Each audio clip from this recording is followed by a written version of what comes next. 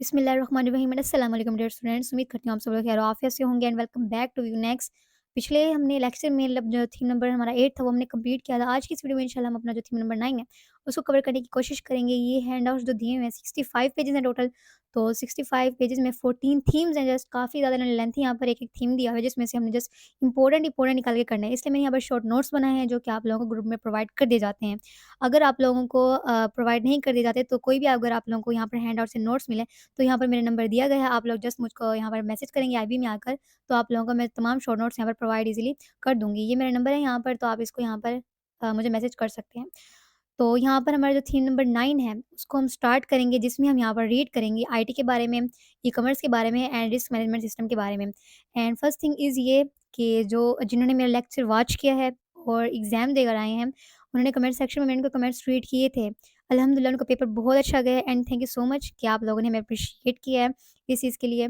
And जिन्होंने जो short notes हैं अगर वो रीड नहीं करने तो आप लोग हमारे वॉच करें लेक्चर्स को। आप लोगों का जो पेपर है 80 टू 90% यहाँ पर ईज़िली सॉल्व हो जाएगा। टोटल जो पेपर होता है वो एमसीक्यूज़ बेस्ड होता है, इसलिए जस्ट हमने कॉन्सेप्ट क्लियर करने होते हैं। अगर आप लेक्चर यहाँ पर वॉच नहीं कर सकते तो आप लोग जो शॉर्ट नोट्स करें, आपका पेपर फिर भी बहुत अच्छा जाएगा।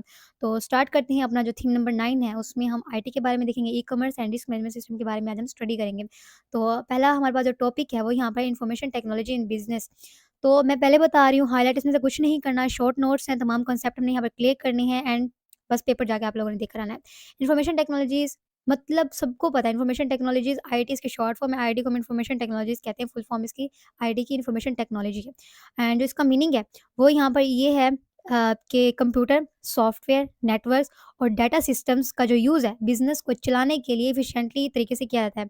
मीन्स कि जो ये सिस्टम्स होते हैं ना, इनको चलाने के लिए इनको यूज़ किया जाता है सिस्टम को चलाने के लिए, बिज़नेस को सपोर्ट करने के लिए आईटी के अंदर। और आईटी क्या है? IT is a backbone of modern business helping organization achieve. तो आईटी बिज़नेस की यहाँ पर मॉडर्न बिज़नेस की बैकबोन है, जो कि ऑर्गेनाइज़ेशन को हेल्प करती है क्या अचीव करने में? एफिशिएंसी अचीव करने में, इनोवेशंस मीन कि जो न्यू चीज़ें बनाना और ग्लोबल कॉम्पिटिटिवनेस यहाँ पर मीन्स कि हासिल करना, मीन्स कि जो कम्पीट करते हैं उनके साथ। आगे हमारे पास है आईटी इंक्लूड्स। अब आईटी इंक्लूड्स क्या करती है? आईटी इंक्लूड्स करती है हार्डवेयर करती है जो कि फिजिकल डिवाइसेज़ है लाइक कंप्यूटर वगैरह, सॉफ्टवेयर इंक्लूड्स करती है प्रोग्राम एप्लीकेशन वगैरह, नेटवर्क्स होते हैं जिनके ज़रिए से जो हमारे पास डाटा होता है वो एक-दूसरे से हम शेयर कर सकते हैं, रिसोर्स भी शेयर कर सकते हैं। और डाटा सिस्टम्स होते हैं जिसके अंदर तमाम मैनेजमेंट का जो डाटा होता है वो अंदर उसके रखा जाता है। आगे हमारे पास आता है ट्रांसफॉर्मेटिव रोल ऑफ आईटी। अब ट्रांसफॉर्मेटिव का मतलब क्या होता है? ट्रांसफॉर्मेटिव जो चीज़ बिज़नेस का जो तरीका है उसको बदल दे। मीन्स कि एक चीज़ है, अगर आपने उसके हट के चलना है तो आप उसको ट्रांसफ़ॉर्म कर देंगे दूसरी ऐसी चीज़ के अंदर जो कि काफ़ी ज़्यादा पॉपुलर हो सके। मीन्स के causing major change of improvement, means कि एक चीज़ को उसके अंदर हम इम्प्रूवमेंट ला रहे हैं तो उसको हम यहाँ पर ट्रांसफ़ॉर्मेटिव कहेंगे। इसके की एरिया है वेयर आईडी ट्रांसफ़ॉर्म बिज़नेस। इसकी पहला हमारे पास कम्युनिकेशन है जिसके अंदर टूल्स जो यूज़ होते हैं वो ज़ूम यूज़ होता है, हमारे पास स्लैक यूज़ होता है, माइक्रोसॉफ्ट टीम्स यूज़ होती हैं। इसमें जो रियल टाइम कोलैबोरेशन है अक्रॉस लोकेशंस के लिहाज से वो इनेबल कर दिया जाता है। रियल टाइम मीन्स कि विदाउट एनी डिले। तो आगे हमारे पास है ऑटोमेशन। ऑटोमेशन लाइक के ऑटोमेशन का मतलब होता है कि मशीन्स काम करने के जो मशीन्स होती हैं, मशीन सॉफ्टवेयर उन उनसे ना अपना जो काम है वो ऑटोमेटिकली लेना, मीन्स के परफॉर्मिंग टास्क ऑटोमेटिकली जो टास्क है वो ऑटोमेट करवा सकते हैं यूजिंग टेक्नोलॉजीज़ के ज़रिए से। ऑटोमेशन का तो साफ ज़ाहिर है यहाँ पर मतलब जो यहाँ पर इन्होंने बताया हुआ है। आगे हमारे पास आता है ERP, enterprise resource planning. Enterprise resource planning means कि काफ़ी ज़्यादा यहाँ पर मीन्स के बिज़नेस है, उसके अंदर ना मीन्स के कुछ ऐसी टेक्नोलॉजीज़ को यूज़ करना, जो कि तमाम सिस्टम और मैनेजमेंट को एफ़िशिएंटली तरीके से ऑटोमेट तरीके से मीन्स कि चला सकें। उसको हम यहाँ पर ईआरपी कहते हैं, जो कि सैप है और ओरेकल है। ये बिज़नेस को और सिस्टम्स को मैनेज करती हैं एफ़िशिएंटली वे में चलाने के लिए।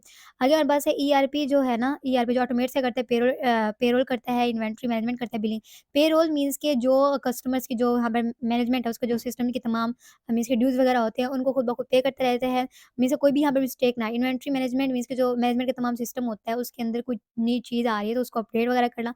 और बिलिंग जो होती है ना यहाँ पे, मीन्स के जो सिस्टम में तमाम खर्च आ रहा है, उनको काउंट करते रहना और उनको मीन्स के अच्छे तरीके से मीन्स के यहाँ पर ना काफ़ी ज़्यादा रिड्यूस हो जाता है, जो कि ह्यूमन एरर आता है। इसके बेनिफिट्स क्या होते हैं? लोअर कॉस्ट होती है, मीन्स की जो ह्यूमन को यहाँ पर पेड दी जाती हैं काफ़ी ज़्यादा, अपना जो तमाम मैनेजमेंट है उसको सँभालने के लिए यहाँ पर कॉस्ट काफ़ी ज़्यादा कम होती है, क्योंकि यहाँ पर जो मशीन हो रही होती है, वो तमाम यहाँ पर काम सँभाल रही होती है। रिड्यूस ह्यूमन एरर वही मैंने बात बताई है, अगर कोई ह्यूमन है, इंसानों से गलती हो जाती है। तो यहाँ पर लेकिन ये मशीन है जो कि ऑटोमेट कर दी गई है इस काम के लिए, तो वो अपना काम यहाँ पर भरपूर तरीके से करती है और उनसे कोई भी यहाँ पर मिस्टेक नहीं होती।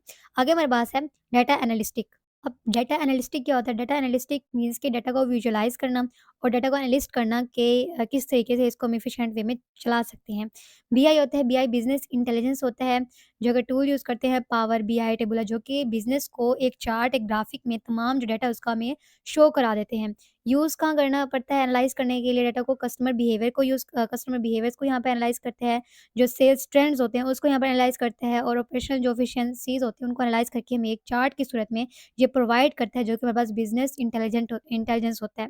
एफिशिएंसीज़ मीन्स के कोई वीक पॉइंट होता है ऑपरेशंस के अंदर उस और उसको और वेस्ट को यहाँ पर देखना। ऑपरेशन एफिशिएंसीज़ मीन्स कि बिज़नेस कहाँ से यहाँ पर डाउनवर्ड जा रहा है। आगे हमारे पास आता है customer experience. Customer experience means कि कस्टमर्स के जो एक्सपीरियंस है, मीन्स के स्टार्ट से लेकर जब उसने बिज़नेस स्टार्ट किया था, वहाँ से लेकर बिज़नेस के एक्सपोर्ट तक जब वो काम कर रहा होता है, उस तमाम चीज़ों को हम यहाँ पर बिज़नेस एक्सपीरियंस कह रहे हैं। कस्टमर एक्सपीरियंस मीन्स कि उसको काम करने का तरीका उसके पास है और उसको काम करने का तरीका आता है एक्सपीरियंस। आगे हमारे पास है सीआरएम, जो कि यहाँ पर कस्टमर एक्सपीरियंस के अंदर इसका पॉइंट बताया गया है सीआरएम, कस्टमर रिलेशनशिप मैनेजमेंट। अब जो सीआरएम है, कस्टमर रिलेशनशिप मैनेजमेंट, वो यहाँ पे क्या करता है, वो यहाँ पर जो कस्टमर्स है उसकी यहाँ पे चीज़ों को एनालाइज करते रहता है, जिसमें टूल्स यूज़ होते हैं वो यहाँ पर होते हैं, सेल्सफोर्स यूज़ होता है, ज़ाहो यूज़ होता है, जो कि कस्टमर्स की जो सर्विसेज होती हैं जो कि वो पहले ले चुका होता है उनको वहाँ पर ट्रैक करते रहते हैं और उनके हिसाब से उनको जो ईमेल्स वगैरह हैं वो वहाँ पर शेयर करते रहते हैं। सीआरएम किसमें हेल्प करता है? पर्सनलाइज मार्केटिंग में, मैनेजिंग कस्टमर डाटा मीन्स के वो मार्केटिंग के जो पर्सनलाइज हैं उनको यहाँ पर करते रहता है और कस्टमर का डाटा है उसको मैनेज करते रहता है, मीन्स कि इसने कितना हमसे ले लिया है और मीन्स कि इसको किस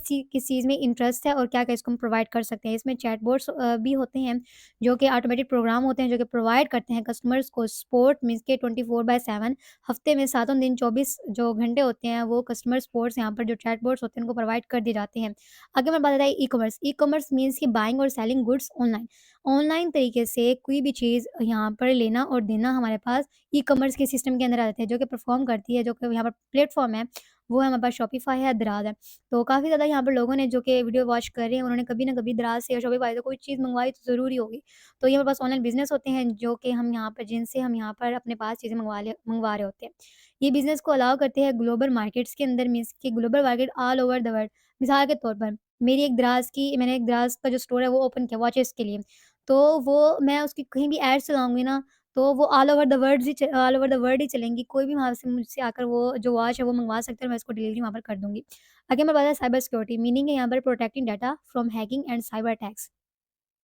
मीन्स कि अपने डाटा को प्रोटेक्ट करना किसी भी तरह की हैकिंग से और साइबर अटैक से, उसको हम साइबर सिक्योरिटी कहते हैं। टूल्स इसमें यूज़ होते हैं फायरवॉल और एन्क्रिप्शन। फायरवॉल मिसाल के तौर पर जैसे हम एलएमएस पर क्विज़ कर रहे होते हैं अपने, तो वो थर्ड पार्टी को अलाउ नहीं करती वहाँ पर आकर, जैसे कि हम क्विज़ का आंसर निकाल सकें। तो अब तो फायरवॉल वहाँ पर ख़त्म कर दिया गया, लेकिन जो पहले था ना वो फायरवॉल था। फायरवॉल क्यों लगाया जाता है? कोई भी थर्ड पार्टी वहाँ का जो डाटा है वो एक्सेस ना कर सके। क्योंकि जब हम कोई भी ऐप यूज़ करते हैं तो उसके अंदर थर्ड पार्टीज़ होते हैं जो कि हमारा डाटा वहाँ पर ले रही होती हैं। और इसी तरीके से जो फायरवॉल था एलएमएस पे इसलिए लगाया गया था, वहाँ से जो क्विज़ है कोई भी बच्चा वहाँ से कॉपी करके करेक्ट आंसर उसका किसी और जगह से देख के वहाँ पर ना लगा दे। तो लेकिन बच्चे भी आजकल जो हमारे स्टूडेंट्स हैं माशाल्लाह से काफ़ी ज़्यादा इंटेलिजेंट हो गए हैं। आगे हमारे पास एन्क्रिप्शन आ जाता है। एन्क्रिप्शन क्या होता है? एन्क्रिप्शन मीन्स के लाइक व्हाट्सएप है, हमारा जो डाटा है वो एंड टू एंड एन्क्रिप्शन है, क्योंकि कोई भी जो सेकंड पर्सन है हमारा आकर जो चैट है वो यहाँ पर नहीं देख सकता। आगे हमारे पास है जीडीआरपी, जनरल डाटा प्रोटेक्शन रेगुलेशन। ये एक लॉ था जो कि कस्टमर्स को जो डाटा है उसको प्रोटेक्ट करने के लिए यहाँ पर बनाया गया था। आगे हमें पता है मिसाल के तौर पर जो आगे एग्ज़ाम्पल दी हुई है, मिसाल के तौर पर जो यहाँ पर पाकिस्तान की जो टेक्सटाइल मैन्युफैक्चर है, वो क्या करती है, वो ईआरपी को यूज़ करती है और जो इन्वेंट्री है उसको रियल टाइम में ट्रैक करके जो है ना, जो 20% जो वेस्ट होता है उनका वो यहाँ पर रिड्यूस करती रहती है, जो क्या होती है, जो जीआरडीपी होती है। वो कस्टमर के डाटा को प्रोटेक्ट करती है, एक ला कानून होते हैं। आगे हमारे पास सेकंड यहाँ पर टॉपिक होता है, पहला हमारे पास टॉपिक था इन्फॉर्मेशन टेक्नोलॉजी इन बिज़नेस वाला। सेकंड हमारे पास आता है कंप्यूटर नेटवर्क्स इन बिज़नेस। अब इसमें क्या होता है, कंप्यूटर नेटवर्क्स हम देख लेते हैं। कंप्यूटर नेटवर्क्स क्या होता है? कंप्यूटर नेटवर्क्स मीन्स कि डिवाइसेज़ को कनेक्ट करना, ताकि जो डाटा है और रिसोर्सेज़ हैं वो एक-दूसरे के साथ शेयर हो सकें। A system that connects devices to share data and resource. सादा-सी ज़बान में यहाँ पर लिख के बताया हुआ है, तो आप लोगों ने देख लेना। टाइप्स बताए गए नेटवर्क्स की, पहला हमारे पास है लैन, van, VPN. LAN local area network, van wide area network, VPN virtual private network. Local area networks connect devices with in a single office और जो वाइड है जो वैन है वो कनेक्ट करती है ब्रांचेज़ को अक्रॉस सिटीज़ और कंट्रीज़ के, और जो वीपीएन है वो प्रोवाइड करता है secure remote access to employ. अब लोग इसकी मिसाल अगर मैं दूँ ना अब आपको इन तीनों की, तो जो लैन हमारे पास ना लोकल नेटवर्क है। मिसाल के तौर पर एक कॉलेज सिस्टम है। कॉलेज सिस्टम के अंदर ना हमारे पास एक ही बिल्डिंग है। उसके अंदर ना हमारे पास एक एडमिनिस्ट्रेशन मीन्स की कैंपस बना हुआ है अलग से। उसके अंदर ना 4-5 रूम है। एक हमारे पास जो प्रिंसिपल है उसका प्रिंसिपल ऑफिस है, एक हमारे पास अकाउंट ऑफिस है, एक हमारे पास मैनेजमेंट ऑफिस है, और जो 4th हमारे पास वो लाइक के कोई भी लेता है वो उसको छोड़ देते हैं। 3 हमारे पास ऑफिस आ गए हैं। तो जो मैनेजमेंट सिस्टम है ना, उस रूम के अंदर ना पूरे होल कैंपस का जो डाटा है वो मौजूद होगा, स्टूडेंट्स की लिस्ट मौजूद होगी।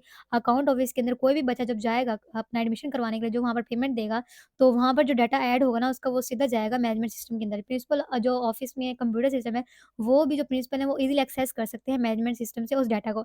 तो इस लिहाज से वो तीनों जो रूम्स हैं, तीनों रूम्स के अंदर जो-जो सिस्टम पड़े हैं वो आपस में एक-दूसरे के साथ कनेक्टेड हैं, और तीनों उस तमाम डाटा को एक्सेस कर सकते हैं ईज़िली। इसको हम यहाँ पर कहते हैं लोकल एरिया नेटवर्क, जो कनेक्ट करते हैं डिवाइसेज़ को in single office in a building.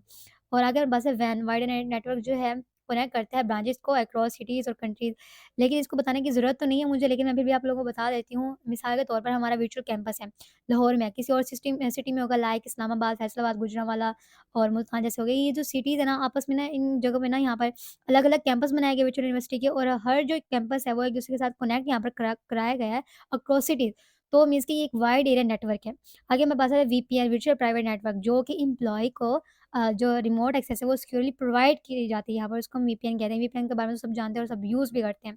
अगर हमारे पास चैलेंजेस आ जाते हैं, इसमें चैलेंजेस क्या होते हैं, सिस्टम यहाँ पर हैक ना हो सके, जो डाटा यहाँ पर जो सिक्योरिटी है नेटवर्क की वो यहाँ पर थ्रेट्स ना हो, में से कोई भी गड़बड़ यहाँ पर ना आए। उसके अंदर ये चैलेंजेस होते हैं और आ भी सकते हैं। सॉल्यूशन क्या होता है, फायरवॉल्स लगा देना, ताकि कोई भी थर्ड पार्टी ऐप है वो हमारे डाटा को यहाँ पर एक्सेस ना कर सके। जो डाटा है उसका रेगुलर बैकअप देना चाहिए, और जो एम्प्लॉइज़ की ट्रेनिंग है वो भी यहाँ पर वक़्त के साथ बार-बार करनी चाहिए। अब केस स्टडी आ जाता है। केस स्टडी में कि हम क्या करते हैं, केस स्टडी में जो एम्प्लॉयी है ना, केस स्टडी में जो पाकिस्तान की जो रिटेल चेन है, वो क्या यूज़ करती है, वो वैन यूज़ करती है सेंट्रलाइज़ करने के लिए सेल्स डाटा को, और जो इन्वेंट्री लेवल्स का वो एफिशिएंट तरीके से चलाने के लिए। आगे हमारे पास आता है सेकंड नंबर पर management information system, MIS. Management information system, इसकी यहाँ पर एब्रिविएशन भी है और ये फुल फॉर्म भी बताई है, आप लोगों ने देख ली है। अब इसका मीनिंग क्या है? मीनिंग यहाँ पर है a system that collects, process, analyze data to support managerial decision making. अब इसका मतलब होता है यहाँ पर मीन्स के बिज़नेस और टेक्नोलॉजी के दरमियान जो ब्रिज होता है ना, जो डिसीजन मेकिंग में मदद करता है, उसको हम यहाँ पर एमआईएस कहते हैं, मीन्स के मैनेजमेंट इन्फॉर्मेशन सिस्टम। कंपोनेंट्स हैं एमआईएस के, हार्डवेयर है, सर्वर, कंप्यूटर वगैरह, सॉफ्टवेयर, डेटाबेस एंड टूल्स वगैरह। डाटा हमारे पास सेल्स रिकॉर्ड्स और कस्टमर डाटा वगैरह, एंड जो प्रोसेस है वो यहाँ पर रिपोर्टिंग मेथड है, जो कि बताएगी। आप लोगों ने लाज़मी याद रखना है, जो कि एमआईएस के यहाँ पर कंपोनेंट्स हैं, ये एमसीक्यूज़ के तौर पर आ सकते हैं, ये मोस्ट इंपोर्टेंट है। आगे हमारे पास एप्लीकेशन आ जाती हैं। एप्लीकेशन में क्या होता है, universities track student enrolment, logistic frames, optimise delivery routes. Means के जो हम जब हम यहाँ पर एनरोलमेंट करते हैं ना, तो यूनिवर्सिटीज़ हमारे डाटा को ट्रैक करती रहती हैं कि स्टूडेंट्स की अटेंडेंस हुई है या नहीं हुई। लॉजिस्टिक फॉर्म वगैरह जैसे कि जो डिलीवरी राउट्स होते हैं उसको ऑप्टिमाइज़ वगैरह करना। अगर हमारे पास चैलेंजेस आते हैं, चैलेंजेस मीन्स कि हाई इम्प्लीमेंटेशन कॉस्ट होती है यहाँ पर, क्योंकि तमाम जो काम होता है ना मशीन के ज़रिए से हो रहा है, और मशीन भी काफ़ी ज़्यादा यहाँ पर हाई कॉस्ट की होती हैं, और वहाँ पर जो उनके ऊपर बिजली लग रही होती है, इलेक्ट्रिसिटी लग रही होती है, वो भी काफ़ी ज़्यादा मीन्स के वो खर्च हो रही होती है। Resistance to change by employees, जो कि एम्प्लॉइज़ के मीन्स के लाइक जो स्टाफ है ना उसको रेजिस्ट करना चेंज करने के लिए। आगे हमारे पास है थर्ड पॉइंट पर ई-कॉमर्स डायनामिक। अब ई-कॉमर्स डायनामिक्स मीन्स के जो वक़्त के साथ चेंज होती रहती है। डायनामिक्स मीन्स की जो एक दफ़ा नहीं टिकती है जगह के ऊपर, मीन्स कि वो हर वक़्त के साथ ना चेंज होती रहती है, मीन्स कि बढ़ती रहती हैं। अब टाइप ऑफ ई-कॉमर्स क्या है? ई-कॉमर्स को तो सिंपल ही पता है ना आपको कि ऑनलाइन बाइंग और सेलिंग वगैरह करना। डायनामिक मीन्स कि ऑल ओवर द वर्ल्ड ही हो जाता है फिर इसका मतलब। तो यहाँ पर टाइप्स ऑफ बिज़नेस की हमारे पास 3 ई-कॉमर्स की 3 यहाँ पर बताई गई हैं। पहला हमारे पास है बी टू सी मीन्स कि बिज़नेस टू कस्टमर। एग्ज़ाम्पल आ जाते हैं दराज़ की, selling directly to customer. To the point यहाँ पर करके लिखा हुआ है कि जो दराज़ है, दराज़ जो डॉट पीके है वो बिज़नेस है एक पूरा। वहाँ पर स्टोर होता है, स्टोर के अंदर चीज़ें पड़ी होती हैं। हम क्या करते हैं, हम वहाँ से ऑर्डर करते हैं, मीन्स के वो जो बिज़नेस है डायरेक्ट कस्टमर के साथ मीन्स कि हमारे साथ कॉन्टैक्ट करके वो हमें चीज़ें प्रोवाइड कर रहा है। ये बी टू सी है, मीन्स कि बिज़नेस टू कस्टमर। आगे न सेकंड नंबर पर आ जाता है बिज़नेस टू बिज़नेस। तो अलीबाबा डॉट कॉम की, जो कि कनेक्ट करता है होल सेलर्स को। अब मिसाल के तौर पर अलीबाबा डॉट कॉम के ऊपर ना काफ़ी ज़्यादा मीन्स के होते हैं ना, जैसे दराज़ है, दराज़ से तो काफ़ी बड़ी है अलीबाबा डॉट कॉम। तो यहाँ पर क्या करता है, ये होल सेलर कनेक्टिंग करता है, फिर वहाँ पर स्टोर्स पर सामान भिजवाता है, फिर स्टोर से आगे जो लोग हैं, कस्टमर्स हैं, वो अपना जो चीज़ें, प्रोडक्ट हैं, वो लेते रहते हैं। आगे हमारे पास है C to C, customer to consumer to consumer. Sorry मैं कस्टमर्स कब से पढ़ रही थी, कंज़्यूमर लिखा हुआ है। सॉरी। आगे हमारे पास यही बता रहे हैं कंज़्यूमर टू कंज़्यूमर मिसाल के तौर पर ओलेक्सा फॉर यूज्ड गुड्स। तो ओलेक्स यहाँ पर बेस्ट एग्ज़ाम्पल है मीन्स कि मेरे पास कोई भी चीज़ है, सेकंड हैंड सोफ़ा है, तो मैं बेचना चाहती हूँ। मैं ओलेक्स के ऊपर इसकी पोस्टिंग करूँगी, जाकर पिक्चर्स डालूँगी, अपना एड्रेस लिखूँगी, इसकी जो मनी होगी वो यहाँ पर लिखूँगी। कोई और वहाँ पर बंदा होगा जिसको वो सोफ़े की ज़रूरत होगी, तो वो आकर मुझसे कॉन्टैक्ट करेगा। मीन्स ये कंज़्यूमर टू कंज़्यूमर यहाँ पर चीज़ें सेल्स होती रहती है। ये ई-कॉमर्स डायनामिक हमारे पास आ जाता है। इसके 3 पॉइंट्स जो कि मैंने आपको बता दिए हैं। आगे हमारे पास आता है क्रिटिकल डायनामिक। क्रिटिकल डायनामिक क्या होता है? क्रिटिकल डायनामिक के अंदर ना पहला पॉइंट हमारे पास आता है digital platform. Digital platform means के शॉपिफ़ाई अलाउज़ एसएमईएस मीन्स के small and medium enterprises to create online store easily. तो जो शॉपिफ़ाई है ना, वो मीन्स के स्मॉल एंड मीडियम के एंटरप्राइज़ के जो होते हैं ना स्टोर होते हैं, ऑनलाइन स्टोर होता है, उनको क्रिएट करने के लिए ईज़िली एक्सेस देता रहता है। तो डिजिटल प्लेटफ़ॉर्म होता है। इसकी पेमेंट जैज़-कैश से होती रहती है। ईज़ी पैसा जो कैश कैश है हमारे पास, वो भी ईज़िली इससे जो मनी की ट्रांज़ैक्शन है, वो कर सकते हैं। ये एनेबल क्या करता है, ये एनेबल करता है कैशलेस ट्रांज़ैक्शन को मीन्स के पेमेंट विदाउट फिज़िकल कैश। तो जैज़ कैश और ईज़ी पैसा से साफ ज़ाहिर है जो कैश होगा वो विदाउट फिज़िकल कैश ही जाएगा ना, तो अकाउंट से सीधा अकाउंट के अंदर ट्रांसफ़र होगा। लॉजिस्टिक हमारे पास आता है दराज़ express provide fast delivery service. जो यहाँ पर लॉजिस्टिक है वो मीन्स कि दराज़ की जो एक्सप्रेस है वो फ़ास्ट डिलीवरी की जो सर्विस है वो प्रोवाइड करती है। 2 दिन के अंदर ये भी यहाँ पर डिलीवरी ईज़िली हो जाती है किसी भी सिटी के अंदर। मार्केटिंग हमारे पास आता है, मार्केटिंग में क्या पहला पॉइंट है हमारे मार्केटिंग में पहला पॉइंट है एसईओ सर्च इंजन ऑप्टिमाइज़ेशन। अब ये क्या होता है हमारे पास लाइक गूगल सर्च की जो रैंकिंग है उसको इम्प्रूव करने के लिए क्या यूज़ करते हैं हम एसईओ करते हैं अपनी वेबसाइट्स की। Improve website visibility on search engines means को इसको एसईओ वगैरह करना वेबसाइट्स की ताकि वो हाईली रैंक कर सकें गूगल के ऊपर। Instagram ads influencer marketing target specific audience. जो यहाँ पर ना लाइक जो इंस्टाग्राम एड्स इन्फ्लुएंसर है वो मार्केटिंग को यूज़ करते हैं ताकि अपने मार्केटिंग को यूज़ करते हैं टारगेट करते हैं स्पेसिफिक ऑडियंस को जो उनके प्रोडक्ट्स यहाँ पर ले सकती हैं।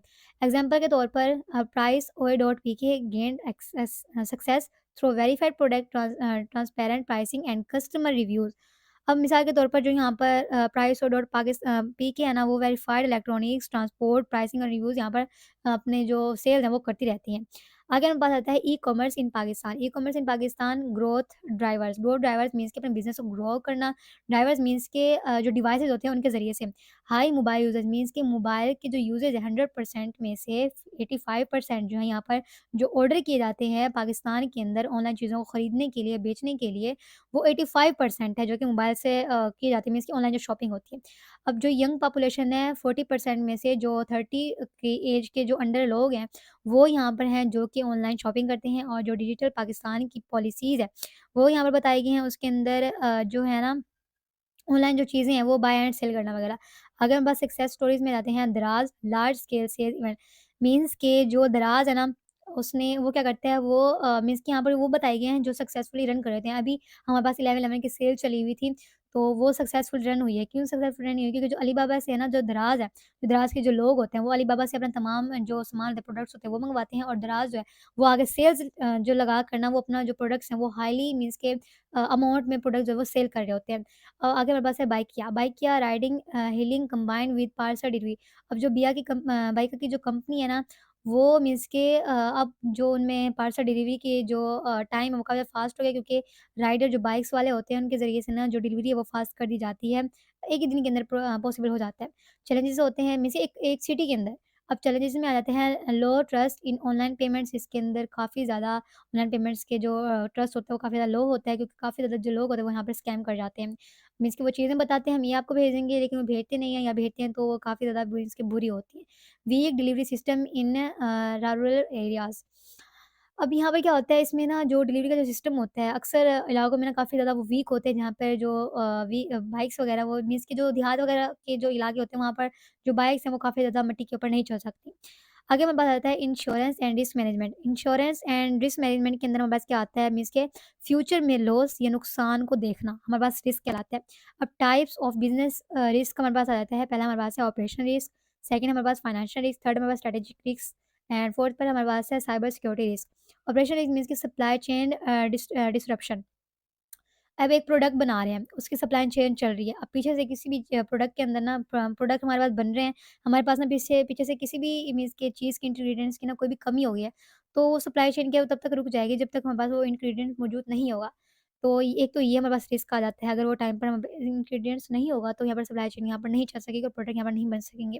फाइनेंशियल रिस्क हमारे पास ये आ जाता है, करेंसी इन्फ्लेशन आ जाता है, मीन्स कि करेंसी का जो यहाँ पर कम होना, ज़्यादा होना, ये आ जाता है। स्ट्रैटेजिक रिस्क के अंदर जो न्यू कॉम्पिटिटर्स हैं वो ना आ जाएँ और बिज़नेस की जो मीन्स कि हाई प्रोडक्ट सेल्स हो रहे हैं, मीन्स अगर कोई भी एक हमारे पास प्रोडक्ट है, कोई और बिज़नेस का आकर ना, कोई और बिज़नेसमैन ऑर्गनाइज़ेशन आकर ना वैसा प्रोडक्ट बना के ना उसके अंदर हाई इंग्रीडिएंट्स डाल के ना वो प्रोडक्ट सेल कर रही है, तो उनका उनका ना आपस में कॉम्पिटिटिव हो जाएगा और मीन्स कि वो हाई पे ज़्यादा प्रोडक्ट बेचना शुरू कर देंगे और हमारा जो होगा ना स्ट्रैटेजी, वो काफ़ी ज़्यादा लो चला जाएगा। साइबर सिक्योरिटी रिस्क आ जाता है, मीन्स कि जो डाटा है यहाँ पर वो किसी भी तरीके से यहाँ पर लॉस ना हो जाए, अगर कोई भी उसको हैक सिस्टम को ना कर सके। आगे हमें बात आता है रिस्क मैनेजमेंट प्रोसेस। अब रिस्क मैनेजमेंट प्रोसेस क्या होता है? पहले तो हमारे पास आइडेंटिफाई करना, मीन्स कि रिकॉग्नाइज़ करना जो रिस्क है वो पोटेंशियल मीन्स के ना हो सके। अगर वैसे एक्सेस, एक्सेस क्या होता है? मेजर द इम्पैक्ट, इम्पैक्ट को यहाँ पर मेजर करना है। कंट्रोल मीन्स के जो एक्शंस हैं उनको प्रिवेंटिव कर देना, यहाँ पर ट्रांसफर करना मीन्स के शिफ्ट होते हैं, जो रिस्क होते हैं उनको इंश्योरेंस के ज़रिए से यहाँ पर धकेलते रहना। मॉनिटर यहाँ पर मीन्स के जो रिव्यूज़ हैं उनको रेगुलर यहाँ पर चेक करते रहना। मिसाल के तौर पर Karachi manufacturer reduce fire risk and insure assist with Jubilee's insurance. अब यहाँ क्या होता है, जो Karachi manufacturer fire risk reduce करता है और जुबलीज जो इंश्योरेंस है उसे मीन्स के असिस्ट जो है ना वो इंश्योर करते रहते हैं। अगर हमारे पास है टाइप्स ऑफ बिज़नेस इंश्योरेंस। अब टाइप्स ऑफ बिज़नेस इंश्योरेंस क्या, पहले हमारे पास है property insurance, liability insurance, cyber insurance. Property insurance means कि वो कवर करता है फिजिकल असिस्ट को, लिएबिलिटी कवर करता है लीगल क्लेम्स को और साइबर कवर करता है डाटा ब्रीचेज़ लॉसेस, मीन्स कि कोई ऐसा वीक पॉइंट ना हो जिससे डाटा हमारा लॉस हो सके। केस स्टडीज़ का देख लेते हैं, केस स्टडी में क्या होता है, लाहौर टेक स्टार्टअप जो फिशिंग अटैक्स के बाद ना जो साइबर इंश्योरेंस वो लेकर आ गया था। अगर हमारे पास है की टेक अवे एंड ट्रेंड्स, तो पहला हमारे पास है future direction. Future direction means कि एआई का दौर आ रहा है, आर्टिफिशियल इंटेलिजेंस जो कि use in chatbots human type use हो रही हैं। ग्रीन लॉजिस्टिक मीन्स के जो डिलीवरी है वो इको फ्रेंडली हो रही है काफ़ी ज़्यादा। ब्लॉकचेन मीन्स के जो सिक्योर सप्लाई चेन ट्रैकिंग है वो भी यहाँ पे काफ़ी ज़्यादा सिक्योर हो रही है बतौर निस्बत मीन्स के as compare to AI. Blockchain भी वो काफ़ी ज़्यादा यहाँ पर जो secure blockchain secure supply chain tracking, जो ब्लॉकचेन है वो यहाँ पर सिक्योर सप्लाई जो चेन की ट्रैकिंग है वो प्रोवाइड करी। आगे हमें बात आता है स्ट्रेटेजिक रिकमेंडेशन फॉर पाकिस्तान। अब इसमें क्या होता है, मीन्स कि वो ऐसी स्ट्रेटेजी को अपनाना जो कि पाकिस्तान में बिज़नेस को लंबे अरसे तक चला सके। पहला हमारे पास है cloud computing. Cloud computing means कि अपने डाटा को अपने सिस्टम में स्टोर करने की बजाय क्लाउड कंप्यूटिंग में स्टोर करना ताकि ईज़िली उसका बैकअप ले सकें। अमेज़न वेब सर्विसेज़ हो जाती हैं, माइक्रोसॉफ्ट अज़ूर हो जाता है जहाँ पर अपना हम डाटा को स्टोर करते हैं बतौर निस्बत अपने कंप्यूटर के ऊपर। डिजिटल लिटरेसी आ जाती है, मीन्स कि training in SEO and digital payments. Cyber security to the point यहाँ पर हमने लाइन लिखी हुई है तो आप लोगों ने इसको रीड कर लेना है। साइबर सिक्योरिटी मीन्स के जो आईएसओ था 27011 इन्फॉर्मेशन सिक्योरिटी मैनेजमेंट स्टैंडर्ड, तो आप लोगों ने ये याद कर लेना है, आईएसओ इन्फॉर्मेशन सिस्टम ऑपरेशन। तो यहाँ पर 2000 ये भी आपने याद करना है, एमसीक्यूज़ के तौर पे ये लाइन आ सकती है। डिस्कशन यहाँ पर आगे क्वेश्चन बताए हुए हैं जो कि हमने यहाँ पर रीड नहीं करने, ये मेरा नंबर दिया गया है। कोई भी आप लोगों को हेल्प चाहिए, आप जस्ट इस नंबर पर लिंक पर क्लिक करेंगे तो मेरा व्हाट्सएप ओपन होकर हो जाएगा, तो मैंने आपको पहले करके दिखाया है। तो आज के लिए इतना ही। लेकिन उससे पहले ना अगर आप चैनल पर न्यू हैं तो चैनल को सब्सक्राइब कर दीजिएगा। वीडियो अच्छी लगे तो लाइक भी कर दीजिएगा, हमें इससे ज़्यादा मोटिवेशन मिलती है। तो आज के लिए इतना ही, मिलते हैं नेक्स्ट वीडियो में इंशाल्लाह। तब तक के लिए अल्लाह हाफ़िज़।